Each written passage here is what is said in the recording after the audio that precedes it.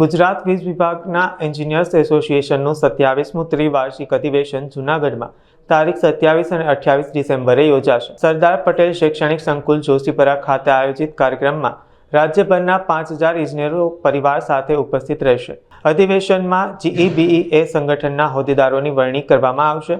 મુખ્યમંત્રી ભૂપેન્દ્ર પટેલ, કેબિનેટ મંત્રી ઋષિકેશ પટેલ, રાજ્ય કક્ષાના ઉર્જા મંત્રી કૌશિક વેકરિયા, સાંસદો, ધારાસભ્યો સહિત ઉચ્ચ અધિકારીઓ ઉપસ્થિત રહેશે. ત્યારે જીઈબી એન્જિનિયર્સ એસોસિએશનના સભ્યોએ અબ તક મીડિયાની મુલાકાત લઈ વિશેષ માહિતી આપી હતી.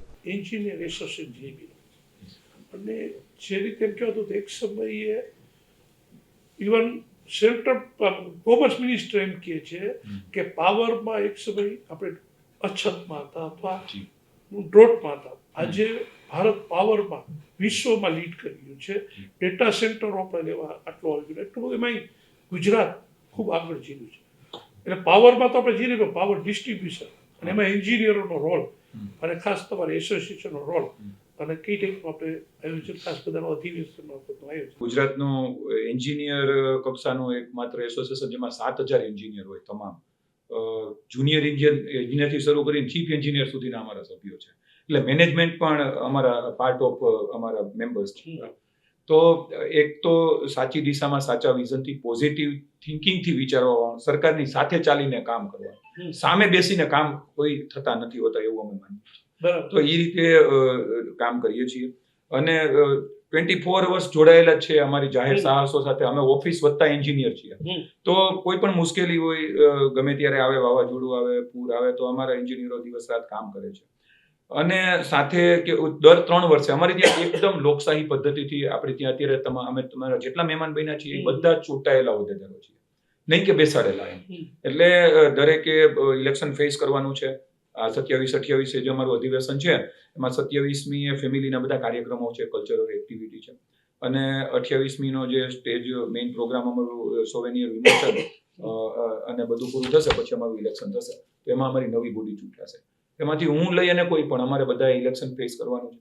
અને જે કોઈને બહુમતી મળશે અને ઇજનેરોનું જે જન્મત જેની સાથે હશે એ હોદ્દેદારો બનશે. અને એ પણ 3 વર્ષની પરંપરા બિલકુલ બેલેટ પેપરથી ટ્રાન્સપરન્ટ એકદમ જ કોઈ પણ પ્રકારનું એમાં તમારે જે અમારા મતદારો હશે એમને એનું આઈ કાર્ડ બતાવશે, ઇલેક્શન ઓફિસર એને ચેક કરશે, બેલેટ પેપર આપવામાં આવશે, મતદાન પેટી હશે.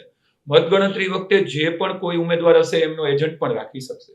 અને લોકશાહી ઢબે સંપૂર્ણ પારદર્શિકતાથી આ અમારું ઇલેક્શન થાય છે. આજ દિવસ સુધીમાં ક્યારેય કોઈ વિવાદ નથી થયો અને બધા જ ઇલેક્શન પછી ફરી પાછું જે કઈ જન્મત હશે, જનાધાર હશે એનો સ્વીકાર કરી અને સાથે રહીને કામ કરશું.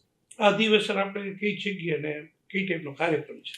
જ્યારે 7000 એન્જિનિયરના સમૂહનું તમે અધિવેશન ફેમિલી સાથે કરવા માટે જઈ રહ્યા છો તો લોકેશન ખૂબ મહત્વનું થઈ જાય છે. અત્યાર સુધીમાં ગુજરાતની અંદર અમારે 2 લોકેશનો અમને ખૂબ જ અનુકૂળ આવ્યા છે. એક છે જુનાગઢ અને બીજું છે અંબાજી, જ્યાં અમારો તમામ ફેમિલી સાથે મેમ્બરો એકોમોડેટ થઈ શકે, અમને પૂરતી જગ્યા મળી શકે. સાથે સાથે ફેમિલી બાળકો હશે, ક્રિસમસનું વેકેશન, માણસો ફેમિલી તો એન્જોય માટે આવ્યો હશે, તો આજુબાજુના ફરવાના સ્થળો ને એ બધું અમે સર્વે અને એ બધું કમિટી ડિસાઇડ કરી અને અધિવેશન કરતા હોય છે. તો જ્યારે 6 વર્ષ પહેલા અંબાજી થયું હતું અને ગયું અધિવેશન અમે કોરોનાના હિસાબે સ્કીપ કર્યું હતું, તો આ વખતે અમે સૌરાષ્ટ્રમાં જુનાગઢમાં કરવા જઈ રહ્યા છીએ. અને ખૂબ સારું, આપ જાણો છો, રોપવેની વ્યવસ્થા છે અંબાજી સુધી, એ બાજુમાં સાસણ ફરવા લાયક છે. હવે તો સોમનાથનો વિકાસ થઈ ગયો, આ બાજુ તમે જાવ તો દ્વારકા, સાળંગપુર.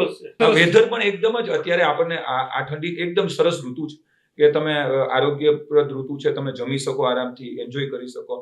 તો જુનાગઢ ખાતે રાખ્યું છે અને એ બાબતનો અમે ગૌરવ, આપ બધા સૌરાષ્ટ્ર કચ્છના એન્જિનિયરો આપની સાથે બેઠા છે તો અમને એ વાતનું ગૌરવ છે કે અમે યજમાન છીએ, પણ ગુજરાતના ખૂણે ખૂણેથી બધા એન્જિનિયરો ફેમિલી સાથે આવશે અને ખૂબ સારું અધિવેશન કરશું. આપ પણ બધા સરકારમાંથી ખાસ કરીને હા બિલકુલ કે લોકો કેબિનેટ મિનિસ્ટર ઋષિકેશભાઈ પટેલ, ભાઈ કૌશિકભાઈ વેકરિયા સાહેબ અને સીએમ સાહેબને, ઇવન સીએમ સાહેબે અમને સમય આપ્યો હતો. અમે 20 એન્જિનિયરોને એમને ઇન્વિટેશન માટે અંદર આપણે સાથે બેઠા અને વાતચીત કરી. તો એમનો પ્રતિભાવ ખૂબ સારો છે. એ બધાએ પોતપોતાના સંદેશાઓ મોકલી દીધા છે અને અત્યારે પ્રિન્ટ થવામાં છે. એટલે ખૂબ જ એકદમ એને હકારાત્મક અભિગમ. ઇવન જુનાગઢના તંત્રનો, વહીવટી તંત્રનો ખાસ આભાર માનવો પડે, આ તકે ઉલ્લેખ કરવો પડે કે એમને પણ એટલો જ સહયોગ હોય છે. અને ખરેખર આમ કેમ જાણે પોતાના ઘરે પ્રસંગ હોય, આમ આપના ઘરે પ્રસંગ હોય ને હું આપને સપોર્ટ કરું, મારા ઘરે પ્રસંગ હોય અને તમે, એ રીતનો અમને ખૂબ સારો એકદમ જ સરસ સપોર્ટ મળી રહ્યો છે. એનાથી અમે બિલકુલ સેટિસ્ફાઈડ છીએ.